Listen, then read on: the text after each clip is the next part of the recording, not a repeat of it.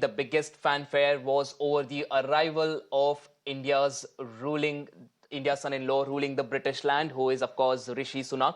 He spoke on a host of issues, including the much talked about trade deal with India, his camaraderie with Prime Minister Modi, and his take on Russia's aggression in Ukraine. Listen in.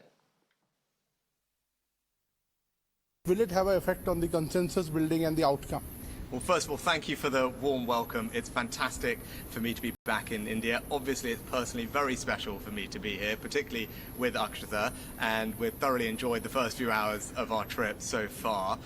Now, when it comes to Ukraine and Russia and the conflict, one thing I will be doing is highlighting that the devastating impact that Russia's illegal invasion is having on millions of people around the world, particularly on food prices.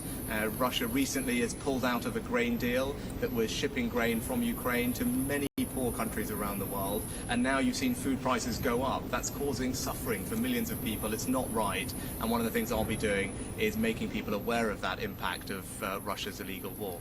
So do you think it will have an impact on, will cast a shadow on the consensus building? Do you think there will be problems, the final outcome of G20? No, I think there'll be many things that we'll be discussing here at the G20 under India's leadership, and I'm confident that we'll make very good progress on a range of different issues. I think G20 has been a huge success for India. India is the right country at the right time to be hosting this, and I feel we're going to have a very good couple of days of deliberations and decisions made. How do you like the theme of one family? I think it's a great theme, and actually when you say one family, I'm an example of the incredible living bridge that Prime Minister Modi described between the UK and India. Almost 2 million people like me in the UK of Indian origin. That's why it's very special for me to be here as British Prime Minister, in the country where my family are from. So can you give us some sense of a connect with India, like your roots here? Well, obviously, my wife is from here, from Bangalore. We got married in Bangalore. We used to spend lots of time together before we had children in Delhi, and we're trying to figure out if we can go to one of our old favourite restaurants this evening. But look, it's personally incredibly special for me to be back in India. It's a country I love dearly, a country where my family are from. But to come here in this role, to represent the UK, to find ways to forge closer links with India and play a part in making sure that India has an incredibly successful G20. And I'm very proud to see India doing so well on the world stage. So coming to the bilateral part of it, a free trade agreement is underway, under discussion between the two countries. How soon can we expect to complete? Well, both Modi ji and I are keen to see a comprehensive and ambitious trade deal concluded between our two countries. Both of us think that there is a good deal to be done, but trade deals always take time. They need to work for both countries, and although we've made enormous progress, there is still hard work to go, and that's what we need to keep going through. The G20 is not the forum for those discussions. Of course, I will touch on that with Prime Minister Modi. But the teams are working very hard. But as I said, there's hard work to go, but we will keep working through it. But I think there is an enormous opportunity for both India and the UK to strengthen our economic cooperation, which will bring real benefits to our citizens in both countries. Can you tell us something about your equation with Prime Minister Modi? You have met him a couple of times now. Yes, and I have enormous respect for Modi ji, and he's been personally very warm and kind to me, and we're working very hard, as I said, on our shared ambition of concluding an ambitious and comprehensive trade deal between India and the UK, because both of us think that would be a good thing, and both of us need to make sure it works for our two countries. And at forums like this, I'm very keen to support Prime Minister Modi in making sure that this G20 is an enormous success for India, which I know it will be, and this has been a great year for India more generally. Sir, another question. A lot of Indian community lives in your country there, and we have seen some ugly scenes of Khalistani protests, separatist protests.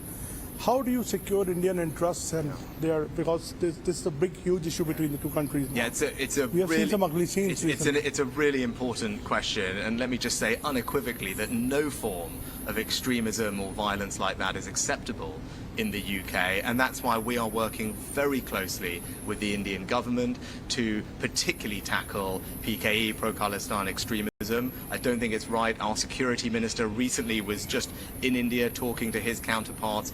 We have working groups together to share intelligence and information so that we can root out this kind of violent extremism. It's not right, and I won't tolerate it in the UK. Sir, how do you look at India's position on Russia and Ukraine war? Well, it's not for me to tell India what positions to take on international issues, but I know India rightly cares about the international rule of law, the UN Charter, and respect for territorial integrity. I think those are things that are universal values that we all share. Those are things that I believe, and India, I know, believes in those things too. Sir, you have defined India-UK relations as a defining of our times. And what is the roadmap of 2030? Can you give us some broad sense of the bilateral relation there? Yeah. Well, I think the bilateral relationship is in good health, and Prime Minister Modi and I are keen to deepen and broaden our relationship.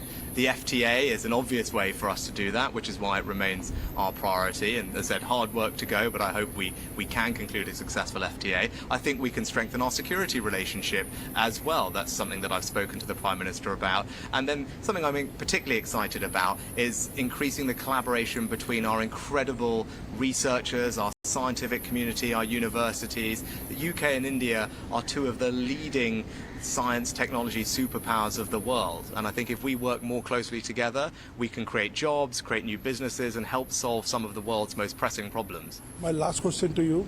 You talked about your roots in India. People also there's much talk about your roots. You are connected to Hinduism and you wear these rolis in your hands. Tell us something about it.